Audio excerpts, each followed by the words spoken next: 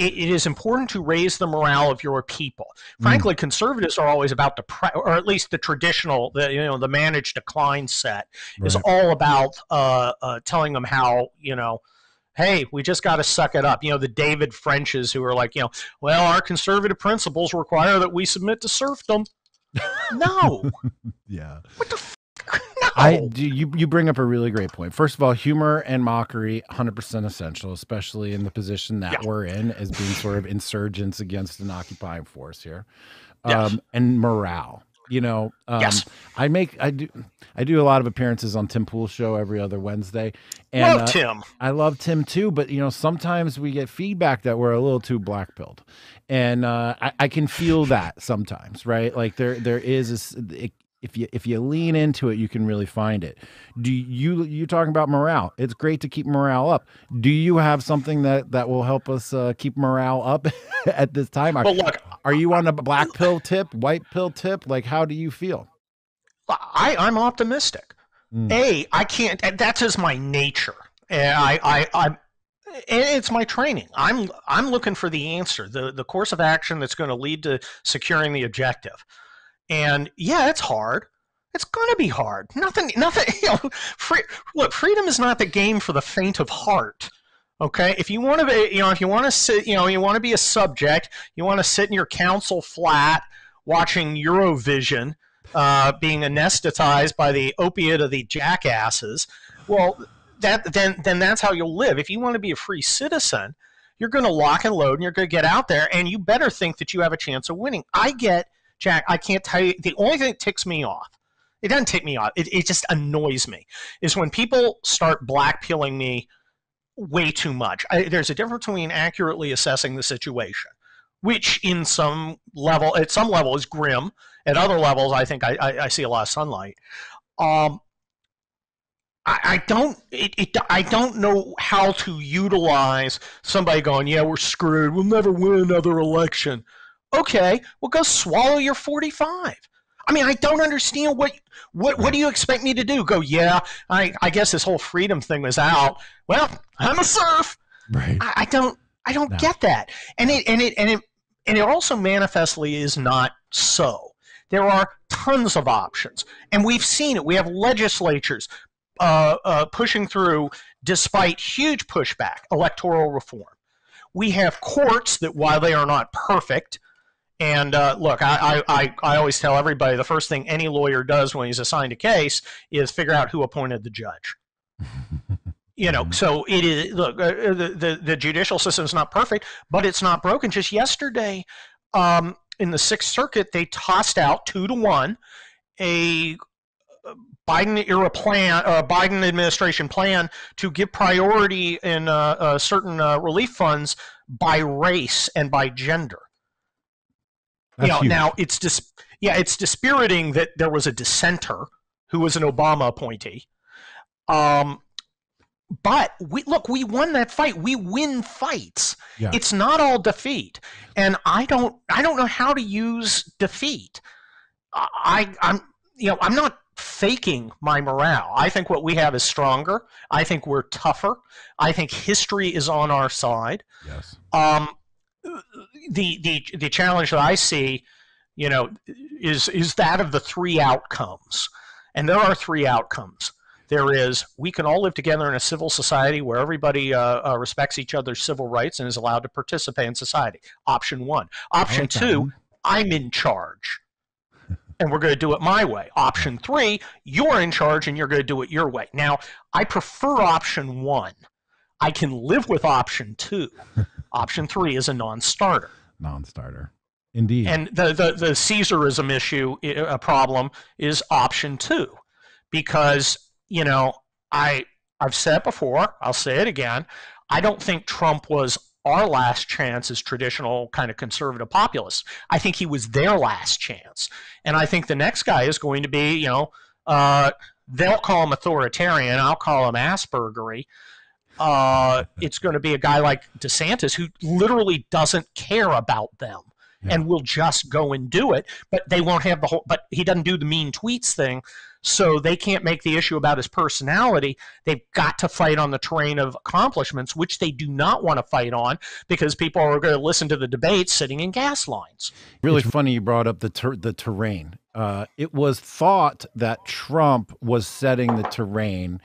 He was prepping the battlefield. He was destroying the enemy, the fake news campaign, picking and choosing where he wanted to fight on terrain that he wanted to fight. Actually, it was the total fucking opposite. He got pushed into fighting in the terrain that they wanted, fighting all the fights that they wanted, and he got hammered. Well, look, I think he did. Look, I think he was tremendously necessary. I think he had unbelievable accomplishments for the opposition and the way he came in. He comes in without a Rolodex, Jack. If you had that giant puffball jab ! He would have had 5,000 guys who the Bush family held chits over, who had served in some other administration, knew exactly, how to go in and be deputy undersecretary for sorghum affairs at the, agriculture department. And they would have been able to man it and begin kind of moving in their direction. Of course, that direction would have been towards, managed decline. Right. Trump had none. So he didn't have, and he didn't know how to run the federal government. So he comes in with nothing, has to use a bunch of people whose loyalties to the establishment, not to him. And personnel was his biggest problem. I can't hold that against him because that's who he was, and we picked him knowing that. Yeah, it's just ironic. Ironically, we thought that the PR side of him, the Twitter side, the social media side, might have been an advantage when in fact it was basically part of the source of all the disadvantages that he had. But let me give you one little anecdote on this change of administration stuff. I live in DC, right? And I see change of administration. I feel it in my city. I see the swarms of people come. I see the flavors of restaurants change, right? When Bush came into office, steakhouses, they became very, very popular. Obama comes into office and it's like, I love fusion food, but it's like fusion food all over the place and just a totally different vibe. Trump comes into office, no change in the city. No change. There wasn't swarms of people, thousands of NGO workers, none of that. It just didn't happen. So it was palpable even in the city. Interesting. That is a meaningful observation. Yeah. Look, I think if Trump runs again, which I don't think he'll do. Please don't. I think he will. I think he was the right man for the right time. Will he be the right man for 2024? Right now, I'm tending to think he isn't. I'm flexible. I know enough not to count him out. Hopefully, he'll have learned lessons from this. I think his last year in office, he learned a lot of lessons. He had great people at the end. Robert O'Brien, his personal friend of mine, was a unbelievably effective national security advisor, maybe the best one we've ever had. And how do you know? Because you don't know who Robert O'Brien was. You just know we had peace in the Middle East. They solved the Kosovo fight, which was Rick Grinnell was involved in that too. They just accomplished stuff at the end, and it was effective and systematic.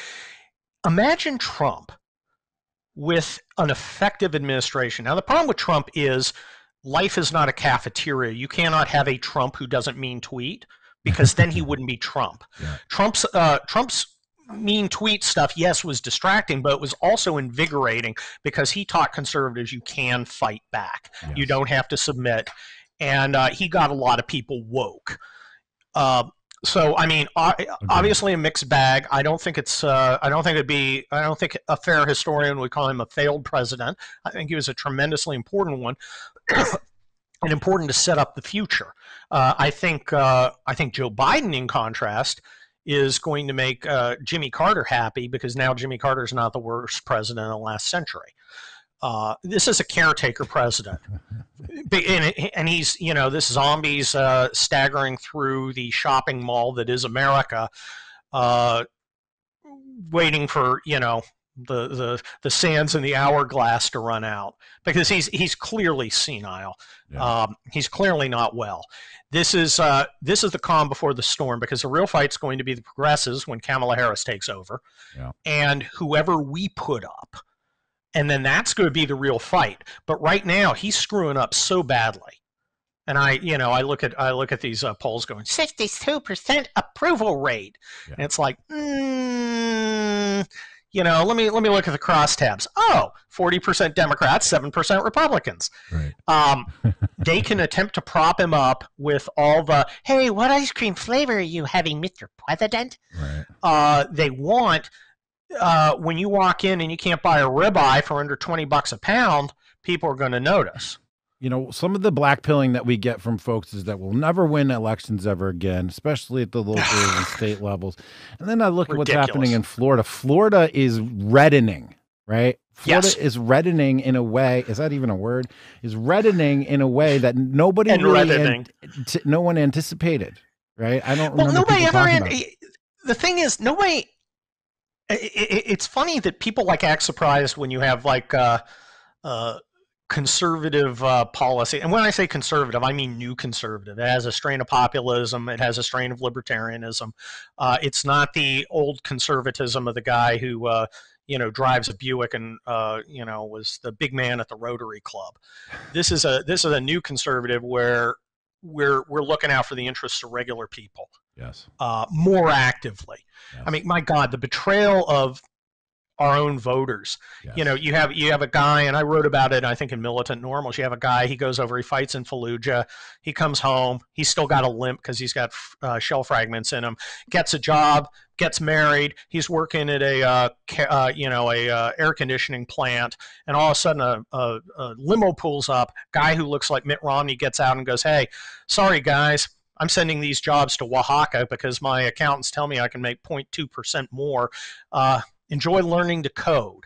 And we as Republicans allowed that to happen. We were that's okay because Milton Friedman said, well, right. Milton Friedman didn't have to win elections. We got to support our voters. And we got to support the people instead of, the giant corporation. I think it's hysterical that a guy who actually took a date to see William F. Buckley once is talking about, big bad corporations. But the fact is corporations are another institution that's allying itself against us and our interests. And there is a huge open space for a Republican Party that talks about the interests of normal people. And that includes the interest in tradition, which appeals to every color of American.